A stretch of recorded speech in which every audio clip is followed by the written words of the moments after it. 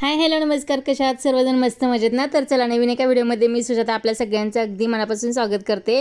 आणि बऱ्याच अशा कमेंट आल्या होत्या की दिवाळीमध्ये फराळ आपण भरपूर बनवलं आहे. तर भरपूर बनवले ते फराळ आणि खूप आता शिल्लक वगैरे राहील, पण तसं काही नाही आहे. जवळजवळ इथं मी 20 पॉकेट तयार केलेत आणि सगळ्यांना अगदी व्यवस्थित भरून घेतलेले आहे. प्लॅस्टिक कॅरीबॅगमध्येच घातलेले आहे. एवढे डब्बे काही शक्य नव्हतं देणं. तर जतला माहेरी वगैरे आमचे चुलते वारले होते, तर तिकडं फराळ अगोदरच गेले. जतला माझ्या माहेरी, अर्चनाच्या माहेरी फराळ गेलेला आहे अगोदरच. आणि हे आहेत ते सगळे जे काही बाकीचे आपले सांगली मिरजेतले सगळे जे काही पाहुणे वगैरे आहेत ना, तर त्यांच्यासाठी फराळ भरायचं काम आमचं चालू आहे. तर मी, अर्चना, मम्मी सगळी मिळून असं पॅकिंग करतोय फराळाचं. तर इथे लक्ष्मीपूजा झाल्यानंतर दुसऱ्या दिवशी आम्ही सगळं पॅकिंग वगैरे केलेलं आहे आणि बऱ्यापैकी आपला सगळा फराळ पॅकिंग करण्यामध्ये संपलेला आहे. थोडाफार शिल्लक आहे आणि प्रत्येकानं चकली आणि चिवडा एकत्र घातल्याचं पॅकिंग केलेलं आहे. आणि करंजी आणि जे काही शंकरपाळे आहेत ना, तर ते एकत्र घातले. आणि जे काही बेसन लाडू, बुंदी लाडू, रवा लाडू, घरी केलेले बुंदी लाडू आणि विकतचे सुद्धा बुंदी लाडू घेतले होते आम्ही. तर ते सगळे लाडू असे पॅकिंग करून घेतलेले आहेत. सगळे लाडू 4-4 असे घातलेले आहेत.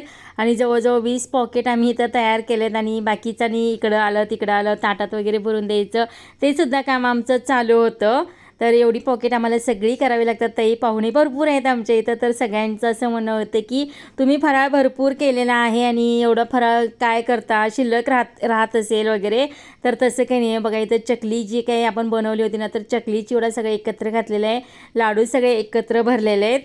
तर असं सगळ्यांना पॅकिंग व्यवस्थित करून ठेवलं आहे, म्हणजे की एका कॅरीबॅगमध्ये सगळं घातल्यानंतर सगळ्यांच्या घरी असं फराळ पोच होईल. आणि एवढे डबे तर शक्य नव्हते आणि डबे घेऊन जायचं म्हटलं की 2-3च डबे एका गाडीवरती जाऊ शकतात. त्याच्यासाठी आम्ही असं केलेलं आहे पॅकिंग कॅरीबॅगमध्येच. आणि आपण फराळ दिल्यानंतर बरेच जणांचं फराळसुद्धा आम्हाला वापस आलेलं, तर त्यांचीसुद्धा आम्ही सगळ्यांची टेस्ट असं बघत होतं. तर सगळ्यांचा फराळ छान झालेला आहे.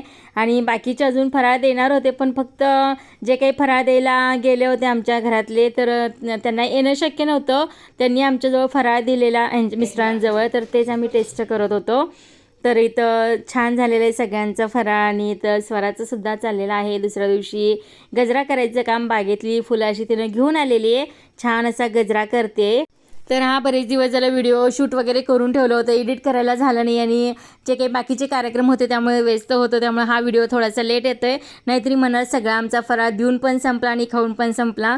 तर असू दे ताईनं, आत्ता व्हिडिओ हा मी तुमच्यासाठी शेअर करते. आणि इथं स्वराचं सुद्धा चाललं आहे पंती बनवायचं काम, कारण ती पण दिवाळी झाल्यानंतरच पंती बनवायला चालू केलं होतं. तर प्लेन पंत्या होत्या, तर छान असं त्याला डिझाईन वगैरे करून घ्यायचं काम चालू आहे तिचंसुद्धा.